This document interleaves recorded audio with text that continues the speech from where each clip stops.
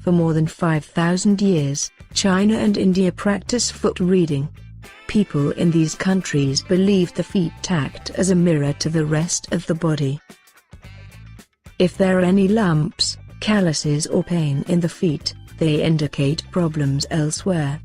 For instance, the arches are linked to the spine, meaning a fallen arch indicates a back problem.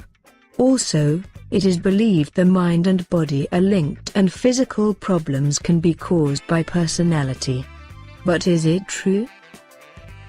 Jane Sheehan, a reflexologist, is certain that feet show everything about people, from their digestive system function and even the state of their relationships.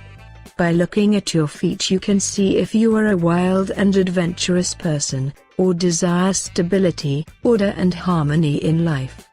In her guide, this reflexologist discovers what your feet say about you. Big toe. People whose big toe is much longer than other toes are smart and creative. They always have a clever solution to the problems. These people see things from different perspectives, but also they may have troubles focusing and don't see projects through. On the other side, if your big toe is small, it means that you can do many things at the same moment. You delegate effectively and are efficient.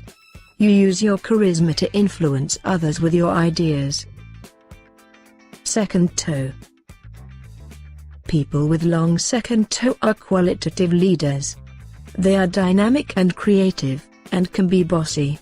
However, people with smaller second toe are not a pushover, but it means they desire harmony.